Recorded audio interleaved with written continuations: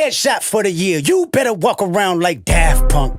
That wasn't just a bar, it was a moment, a shift. 1 year ago, Kendrick Lamar stepped out and made it clear. The back and forth with Drake was no longer lighthearted.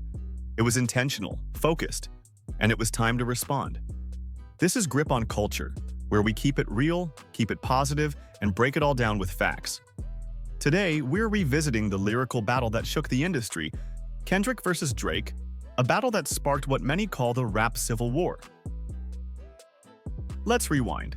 It's been almost a year since Kendrick answered Drake's diss tracks Push-Ups and tailor-made freestyle. At first, fans thought it was just sport, a friendly lyrical fade between two giants, something for the culture. And Euphoria? That was Kendrick walking Drake down. Calm, collected, and intentional. He didn't scream, didn't overplay it, just broke things down piece by piece, line by line. And even though the bars hit hard, Kendrick didn't go overboard.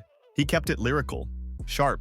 He said there were snakes in the grass over at OVO, people switching sides, and he dropped 616 in LA soon after, not yelling, not swinging wild, just rapping with precision. That track felt more like Kendrick saying, "I know what's going on, I see the cracks." No chaos, just clarity.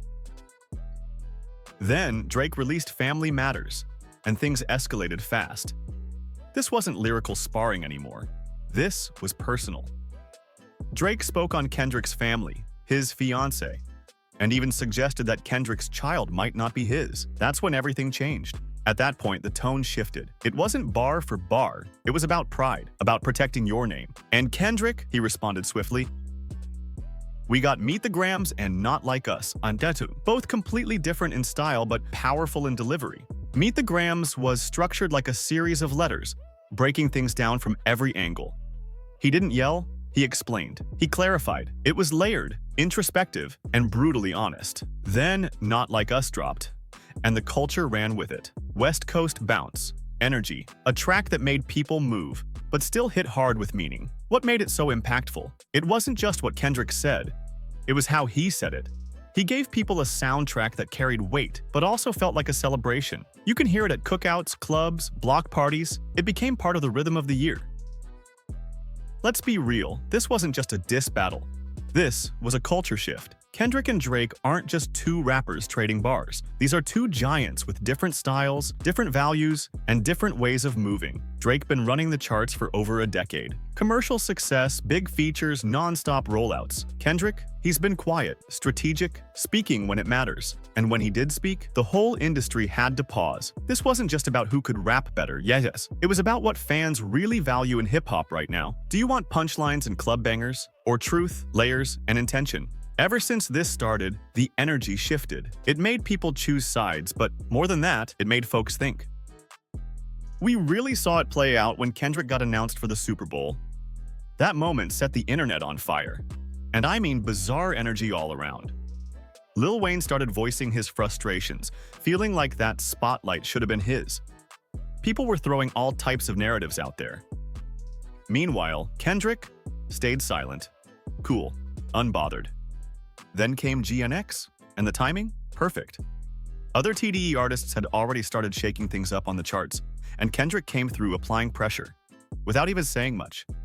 That was a turning point in rap, and people started popping out in response. "Let me jog your memory," Wayne responded after hearing his name being mentioned on whacked-out murals. Next thing you know, rumors flying that he's heading to the studio to possibly respond, which honestly caught some people off guard. Because Kendrick has always shown love to Wayne. He's given him his flowers multiple times. Later on, Wayne said he talked to Kendrick and told him to do his thing at the Super Bowl. That same Super Bowl, the most watched one ever, ended up being called the worst by some media outlets. Kendrick's halftime performance didn't just stir up debate. It straight up sparked 125 FCC complaints. People were upset about the language and gestures, with one person even saying, "My younger kids didn't need to see and hear this." Now, I'm over here scratching my head like, what language? What gestures? What exactly was so bad? Kendrick didn't say anything crazy, and the dancers? They were just moving beautifully to the beat. Honestly, I'm confused. It's like some people didn't even get what Kendrick was saying, so they decided to blow things out of proportion. And this isn't the first time. Look at J-Lo and Shakira's 2020 Super Bowl performance. won 300 complaints for inappropriate content. Then Dr. Dre and Snoop Dogg in 2022, 33 complaints. Even Rihanna got 103 complaints last year. There's a pattern here, right? Every time one of these artists, especially those with roots in hip-hop or black culture, takes the stage, the backlash rolls in. Kendrick's no different. It's like the more Kendrick climbed and kept winning, the louder the noise got.